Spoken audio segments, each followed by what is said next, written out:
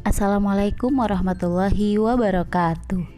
Media pembelajaran mata pelajaran PAI kelas 9 dengan materi kurban dan akikah bagian 1. Mari kita bersama membaca basmalah. Bismillahirrahmanirrahim. Baik anak-anak Bu Guru semua, sebelum kita melanjutkan, di sini ada KD yang harus kalian ketahui, yaitu kompetensi dasar memahami ketentuan kurban dan akikah. Dengan tujuan setelah mempelajari bab ini, siswa dapat menjelaskan apa makna berkurban. Kemudian siswa dapat menjelaskan makna akikah. Siswa dapat menjelaskan ketentuan-ketentuan kurban dan juga akikah. Siswa dapat menjelaskan hikmah berkurban dan juga akikah, dan terakhir dapat mempraktikkan bagaimana tata cara berkurban dan akikah.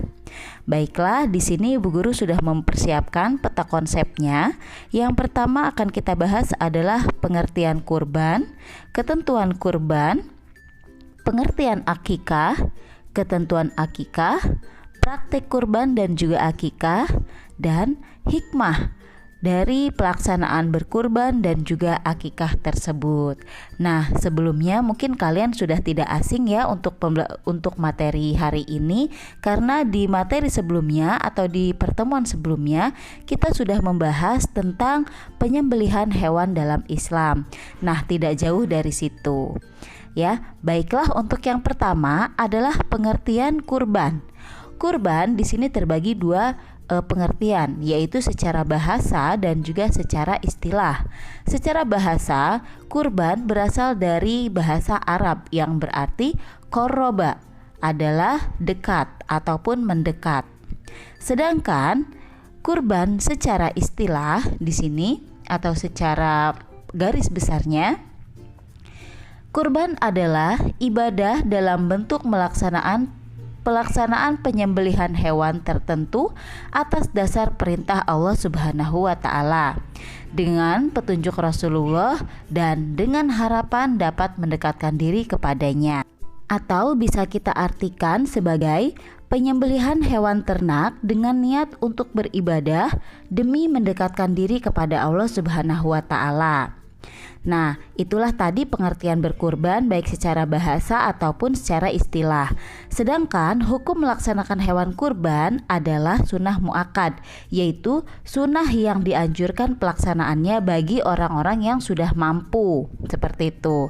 Sedangkan di sini dalil ataupun perintah yang menjelaskan tentang berkurban ada dalam surat Al-Kautsar, yaitu ayat 1 sampai dengan 3. Ya, inna a'tainakal kautsar fasholli lirabbika wanhar inna syani'aka huwal abtar. Selanjutnya kita akan membahas tentang ketentuan berkurban. Nah, di sini ada beberapa jenis dan juga syarat binatang yang diperbolehkan untuk berkurban. Yang pertama, unta yang sudah berumur 5 tahun, kemudian sapi ataupun kerbau yang sudah berumur 2 tahun, kambing yang sudah berumur 2 tahun, domba atau biri-biri yang sudah berumur 1 tahun atau telah berganti gigi.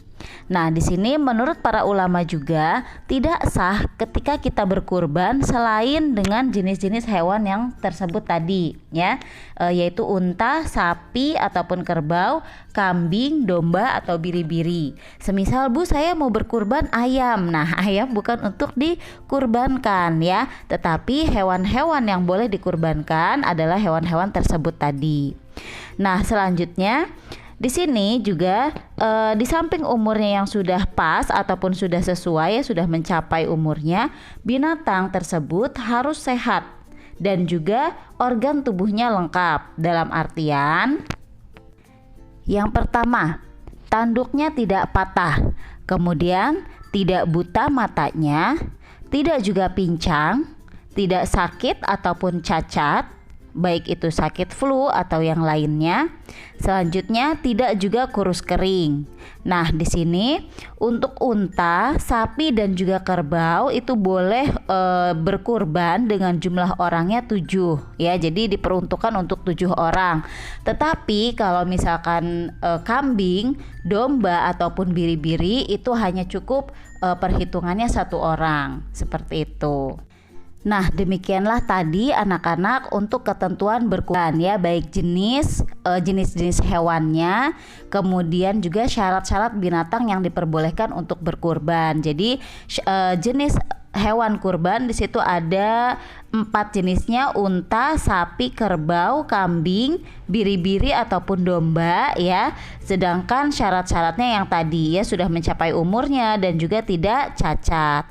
Selanjutnya, waktu pelaksanaan kurban. Kapan sih dibolehkan untuk melaksanakan kurban? Yang pertama yaitu waktu penyembelihan hewan kurban adalah setelah sholat Idul Adha. Jadi setelah kita selesai melaksanakan sholat Idul Adha, boleh langsung melaksanakan kurban ya, yaitu di tanggal 10 Zulhijjah atau di tanggal ataupun di 3 hari tasyrik, yaitu tanggal 11, 12, 13 Zulhijjah.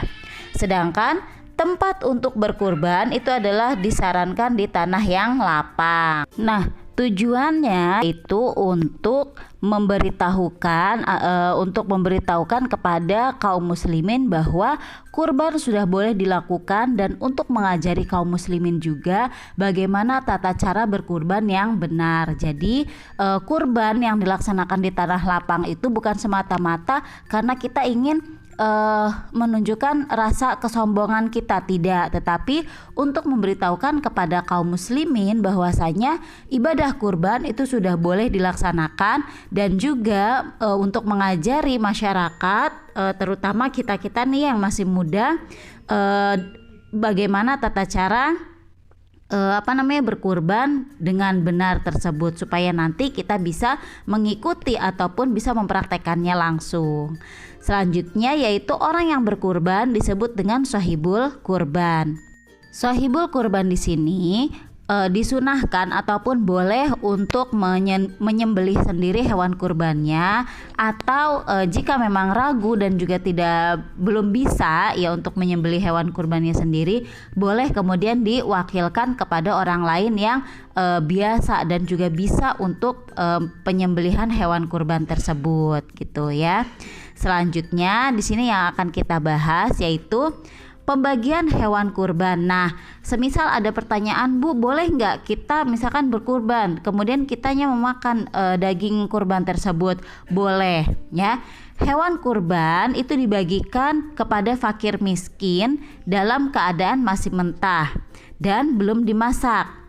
Nah, bagi shahibul kurban, kita nih ya yang berkurban itu boleh mengambil daging tersebut, tetapi tidak banyak-banyak, maksimalnya yaitu sepertiganya saja, seperti itu ya. Jadi jangan kemudian mentang-mentang kita berkurban ya, kita ingin mengambil bagian daging hewan kurban itu yang lebih banyak ya. Tujuannya kita berkurban itu apa? Yaitu untuk beribadah, untuk mendekatkan diri kita kepada Allah Subhanahu wa Ta'ala, yaitu dengan cara berkurban, membagikan daging kurban itu kepada orang-orang yang kurang mampu, seperti itu. Adapun kita boleh mengambil tapi hanya sebagian kecilnya saja, yaitu sepertiga dari hewan kurban tersebut ya. Baiklah anak-anak, mungkin sekian penjelasan singkat dari Bu Guru dan materi kita hari ini. Semoga materi kita yang sangat amat singkat ini dapat kalian pahami dan dapat kalian pelajari. Dan juga Bu Guru tidak bosan-bosan mengingatkan kalian baca buku kalian supaya kalian bisa lebih dapat memahami, karena keadaan kita yang sekarang ini jangan sampai membatasi kalian untuk dapat mempelajari ataupun mendapatkan ilmu pengetahuan lebih banyak lagi. Jadi silahkan kalian baca bukunya sebagai penunjang kalian juga, dan penjelasan-penjelasan singkat yang diberikan oleh guru-guru kalian itu semoga bermanfaat dan juga semoga dapat menunjang lebih pemahaman kalian dalam materi pembelajaran. Baiklah, itu saja, kurang lebihnya Bu Guru mohon maaf, dan silahkan apabila ada yang ditanyakan boleh langsung japri ke Bu Guru ya. Nah, tatim bilhamdalah, alhamdulillahirabbil alamin. Akhiran, assalamualaikum warahmatullahi wabarakatuh.